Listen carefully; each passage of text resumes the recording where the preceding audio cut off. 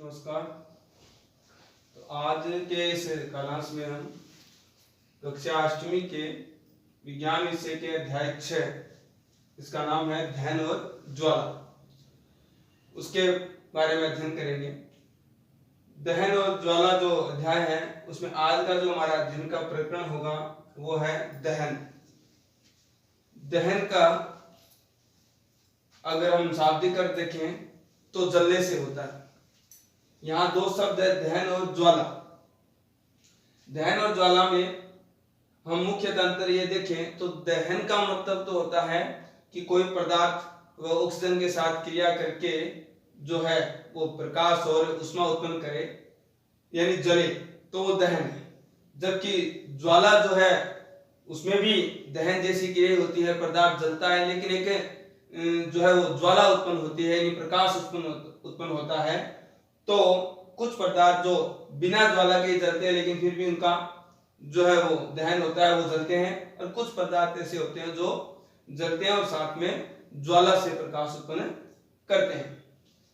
अब हम पहले दहन के बारे में अध्ययन करेंगे कि दैनिक जीवन में हम बहुत सारे जो है पदार्थों का उपयोग करते हैं ईंधन के रूप में, जैसे गाड़ियों में जो है वो पेट्रोल, डीजल, केरोसिन, इसके अलावा घरों में जो है वो लकड़ी, कोयला, सीएनजी, एलपीजी जो है, इन सब का उपयोग है वो ऊर्जा प्राप्ति के लिए होता है। और ये सब के सब जो अभी मैंने नाम बताए वो सब के सब जो ईंधन के स्रोत हैं वो ऊर्जा हमें देते हैं।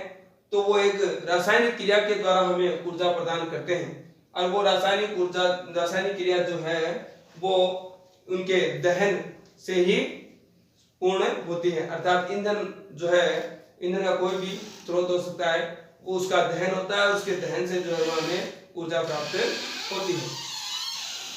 तो यहाँ हम कुछ पीछे के उदाहरणों के बारे में देखेंगे जो कक्षा 7 में हमने एक पढ़ा था, मैग्नीशियम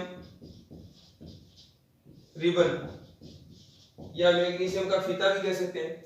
इसको जब हमने जलाया था तो ये ज्वाला के साथ जला, और उसके बाद में यह ऑक्सीजन की उपस्थिति में, क्योंकि किसी पदार्थ को जलाने में ऑक्सीजन जो गैस होती है वो सहायक होती है।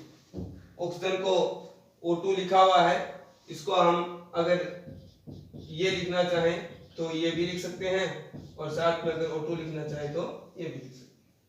तो मैग्नीशियम को जब ऑक्सीजन की उपस्थिति में जलाया तो इससे बना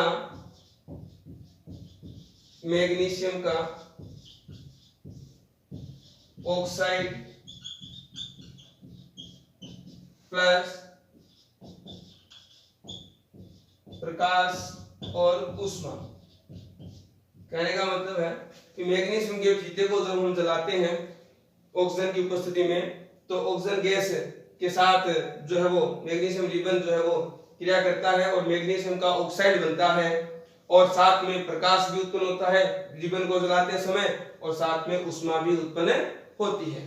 तो इस प्रकार मैग्नीशियम रिबन को जब ऑक्सीजन की उपस्थिति में जलाया जाता है तो उसकी दहन प्रक्रिया, यानी ये जब जलता है तो जलने को उसे कहते हैं दहन। तो मैग्नीशियम के रिबन के ऑक्सीजन की उपस्थिति में दहन से यानी जलाने से जो पदार्थ बनते हैं वो है मैग्नीशियम ऑक्साइड, जो चूर्ण के रूप में होता है सफेद, और साथ में प्रकाश उत्पन्न होता है और ऊष्मा भी प्राप्त होती है। इसी प्रकार हम एक अन्य उदाहरण ले तो जब कोयले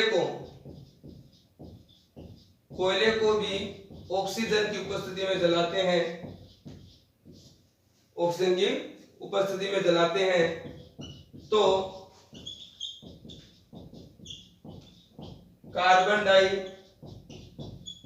ऑक्साइड गैस, जिसको CO2 कहते हैं, प्लस ऊष्मा और प्रकाश, यानी कोयले को जब हम जलाते हैं तो कोयला ऑक्सीजन की उपस्थिति में जलता है और उससे कार्बन डाइऑक्साइड गैस बनती है, और साथ में हमें ऊष्मा और प्रकाश की प्राप्ति होती है। इस प्रकार जो हमने अभी दो उदाहरण पढ़े मैग्नीशियम के फीते के और कोयले के, तो इन दोनों के ही दहन से जो है वो हमें मैग्नीशियम के फीते के देने से मैग्नीशियम का ऑक्साइड प्राप्त हुआ था, और यहाँ पर कोयला जो कार्बन के रूप में है उससे हमें कार्बन का ऑक्साइड, कार्बन डाइऑक्साइड प्राप्त हुआ। ये दोनों बातें जो है वो दोनों में समान थी कि मैग्नीशियम के फीते में भी हमें प्रकाश और ऊष्मा प्राप्त हुई थी उसको जलाने पर, और यहाँ कोयले को जलाने पर भी हमें ऊष्मा और प्रकाश प्राप्त हुई। तो ये दोनों उदाहरण है वो दहन प्रक्रिया के उदाहरण है। तो इस आधार पर हम एक दहन प्रक्रिया की परिभाषा पढ़ते हैं।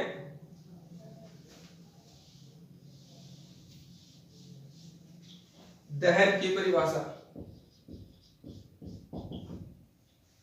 वह प्रक्रिया जिसमें कोई पदार्थ ऑक्सीजन से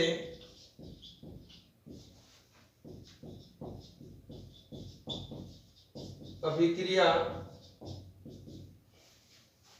करके, वह प्रक्रिया जिसमें कोई पदार्थ ऑक्सीजन से अभिक्रिया करके जो है वो ऊष्मा व प्रकाश दे तो उसे दहन कहते हैं। यानी वह प्रक्रिया जिसमें कोई पदार्थ जो है वो ऑक्सीजन से अभिक्रिया करके, ऑक्सीजन से अभिक्रिया का मतलब है ऑक्सीजन की उपस्थिति में वो पदार्थ जलकर, यानी उसका दहन होगा और उससे हमें ऊष्मा और प्रकाश की प्राप्ति होगी। तो इस प्रक्रिया को जो है वो दहन कहा जाता है। और इस प्रक्रिया में जिस पदार्थ का दहन होता है, इस प्रक्रिया में जिस पदार्थ का दहन होता है उसे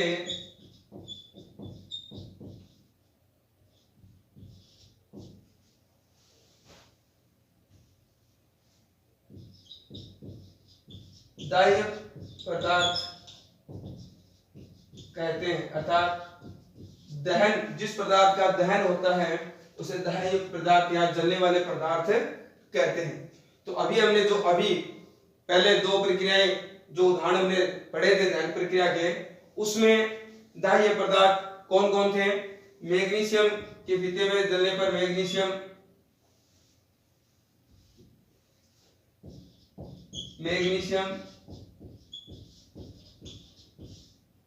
रिबन व कोयला,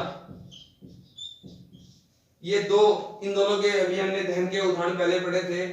तो उन दोनों उदाहरणों में मैग्नीशियम रिबन और कोयला जो है वो क्या कहलाते हैं? दाह्य पदार्थ। और ये जब ऑक्सीजन के साथ क्रिया करके जलते हैं तो हमें क्या मिलती है? ऊष्मा और प्रकाश। इस प्रकार से ये दहन प्रक्रिया क्या होती है उसके बारे में पढ़ा। अब हम दहन प्रक्रिया किन परिस्थितियों में होती है उसको एक क्रियाकलाप के माध्यम से पढ़ेंगे।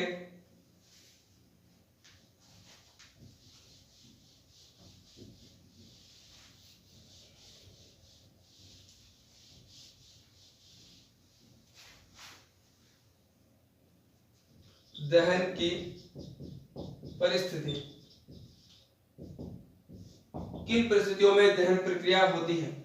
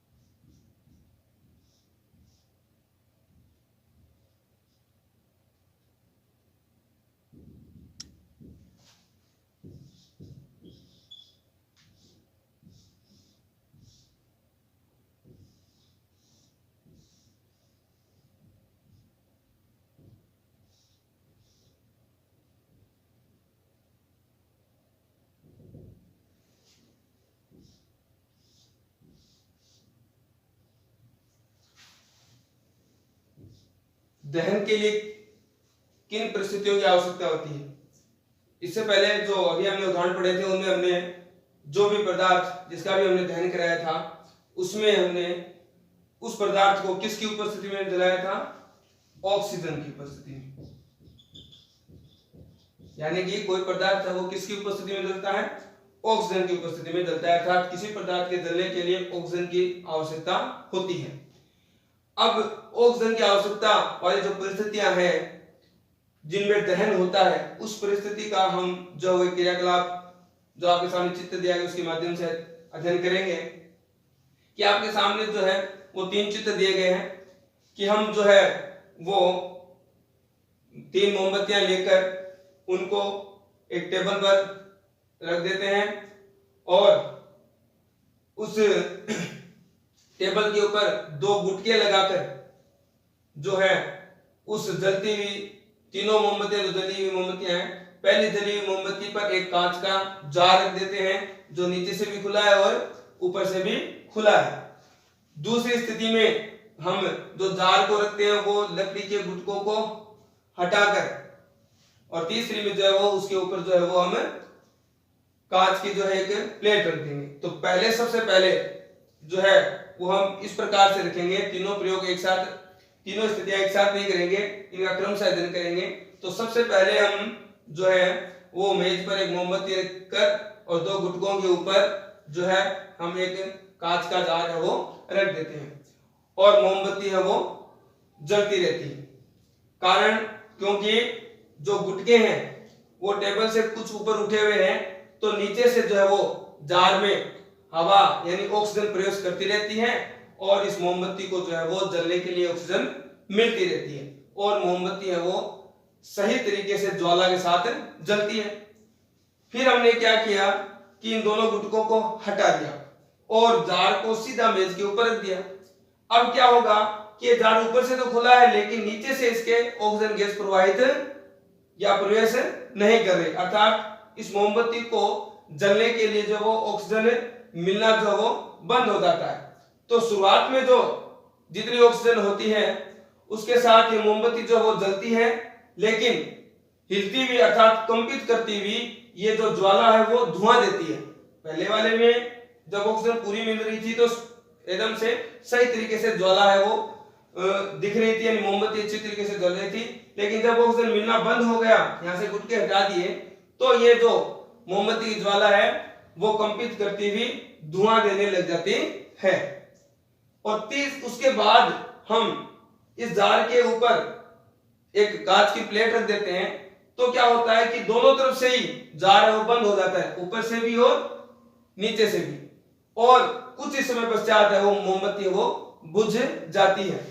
कारण कि इसके अंदर जो ऑक्सीजन थी जो जलने में मोमबत्ती की सहायक थी वो तो हो जाती है समाप्त, और जो मोमबत्ती जलकर जो कार्बन उत्पन्न होता है उससे क्या बन जाती है, इसमें कार्बन डाइऑक्साइड गैस। ऑक्सीजन जो है वो किसी पदार्थ को जलाने में सहायक है, लेकिन जो कार्बन डाइऑक्साइड है वो किसी पदार्थ को बुझाने में सहायक है। तो यहाँ ऑक्सीजन तो मिलना बंद हो गया तो मोमबत्ती जलना बंद हो जाएगी और कार्बन डाइऑक्साइड बन गई जो मोमबत्ती को बुझा देती है। इस प्रकार हम तीनों परिस्थितियों से हमने देखा कि जब मोमबत्ती को जब तक ऑक्सीजन मिल रही थी पर्याप्त मात्रा में तब तक वो स्पष्ट रूप से है वो जल रही थी, लेकिन जब ऑक्सीजन धीरे धीरे मिलना बंद हो गया तो वो कंपित होती हुई अर्थात हिलती हुई, और अंत में जब पूरी ऑक्सीजन मिलना बंद हो गया और जो है पूरी की पूरी ऑक्सीजन जो पहले की थी वो कार्बन डाइऑक्साइड में बदल गई तो मोमबत्ती की ज्वाला जो है वो बुझ जाती है। तो इस कहने का मतलब है कि इन तीनों परिस्थितियों से हमने ये देखा कि किसी पदार्थ के जलने के लिए कौन सी गैस आवश्यक है, ऑक्सीजन गैस। बिना ऑक्सीजन की उपस्थिति में कोई पदार्थ है वो जलना संभव नहीं है। इसी प्रकार से हम और उदाहरण देखें तो दहन के जो है वो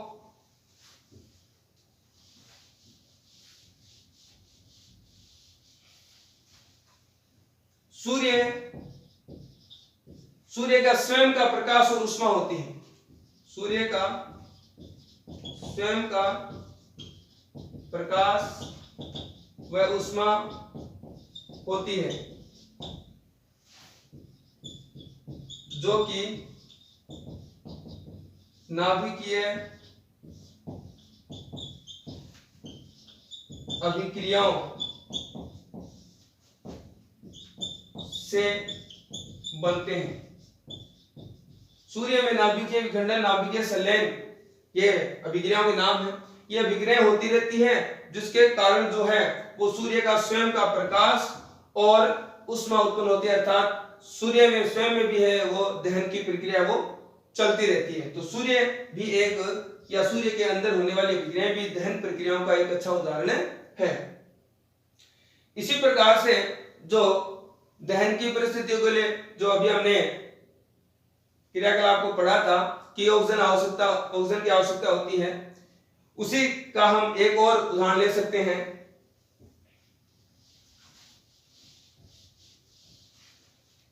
दहन की परिस्थितियों या दहन के लिए ऑक्सीजन की आवश्यकता का एक दूसरा प्रयोग करें तो एक लकड़ी के कोयले को जलाकर उसको किसी कांच के पात्र या लोहे के पात्र में या पारदर्शी पात्र जो भी हो उसमें रख देते हैं, और जब तक उस पात्र को हम खुला रखते हैं तब तक तो वो कोयला जलता है, लेकिन जैसे ही हम उस पात्र के ऊपर जो है वो कोई अन्य प्लेट या जो है वो बड़ा आकार का कोई पात्र है या प्लेट जो उसके ऊपर रख देते हैं और कुछ समय पश्चात देखते हैं तो वो जो कोयला वो जलना बंद हो जाता है। कारण कि जब तक ऊपर से वो पात्र खुला था तब तक कोयले को ऑक्सीजन मिल रही थी और उसका दहन हो रहा था, लेकिन जब उसको ऊपर से हमने ढक दिया तो ढक देने से क्या होता है कि ऑक्सीजन पहले जो ऑक्सीजन थी उतने समय तक तो कोयला जलेगा, लेकिन जैसे जैसे ऑक्सीजन तो मिलनी हो गई बंद और कोयले के जलने से जो कार्बन डाइऑक्साइड बनती है वो कार्बन डाइऑक्साइड उस पात्र के अंदर ही रह जाती है और कोयले को बुझा देती है। जैसे एक पात्र में हम जलता हुआ कोयला लेते हैं, जब तक ये पात्र खुला रहेगा तब तक ये कोयला जलेगा, लेकिन जैसे ही हम इस पात्र पर जो है इसको ढक देते हैं तो जो कोयला होता है वो बुझ जाता है। क्यों? क्योंकि इस परिस्थिति में कोयले को ऑक्सीजन मिल रही है, जबकि इस स्थिति में ऑक्सीजन नहीं मिल रही। इसका मतलब है कि दहन के लिए ऑक्सीजन गैस जो है वो आवश्यक होती है।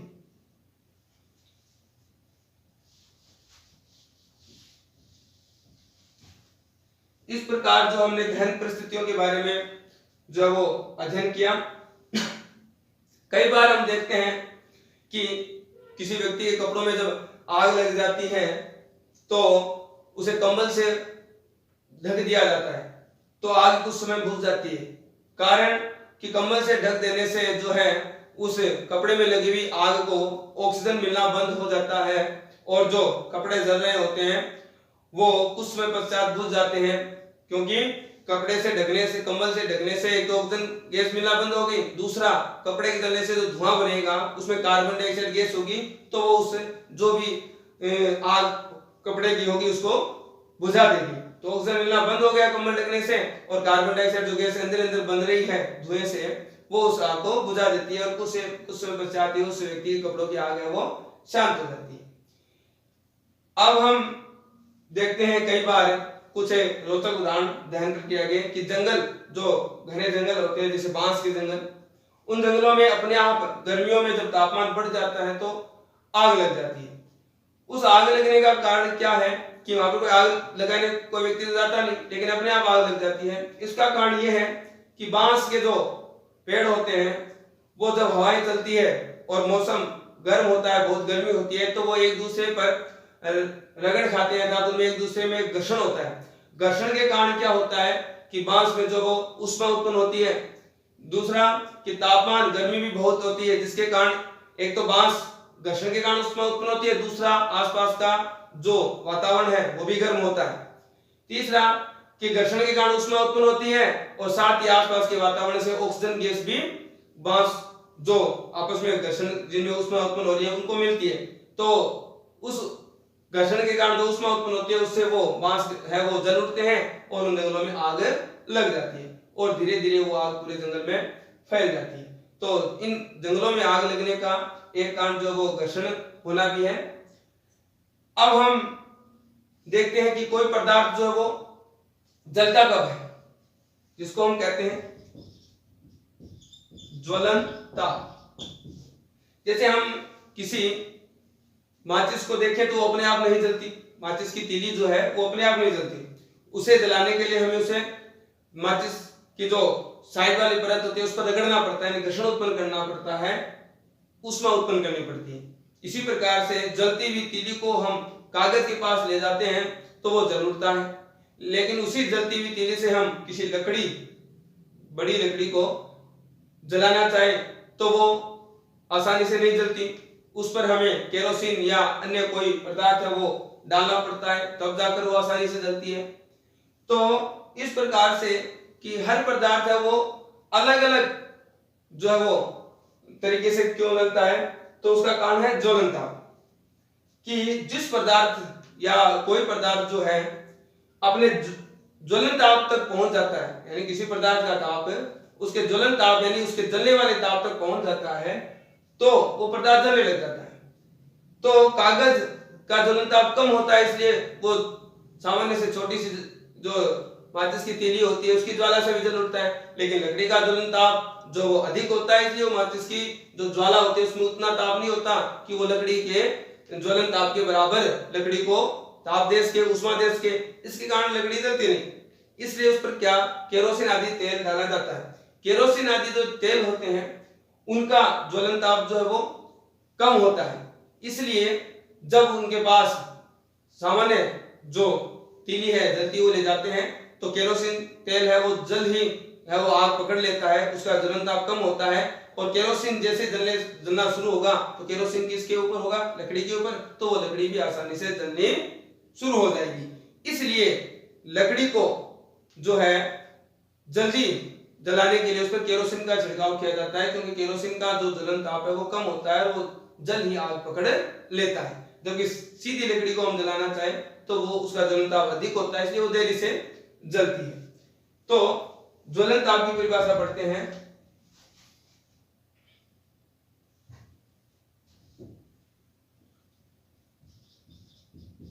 जब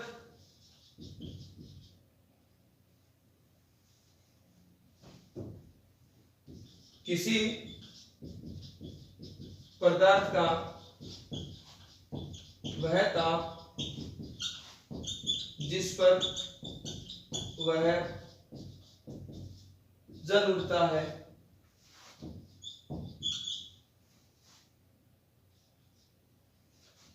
उसे उस पदार्थ का ज्वलन ताप कहते हैं। तो जो पदार्थ जल्दी से जल उठते हैं उनका ज्वलन ताप कम होगा, और जो पदार्थ बहुत समय बाद जल उठते हैं तो उनका ज्वलन ताप अधिक होता है। अब जो आज के इस कालांश में हमने दहन प्रक्रिया क्या है, दहन किन परिस्थितियों में होता है और ज्वलन ताप क्या है उसके बारे में पढ़ा। आगे के कालांश में हम ज्वलन ताप से संबंधित जो है वो अन्य प्रकरणों का अध्ययन करेंगे। आज के लिए इस कालांश में इतना ही।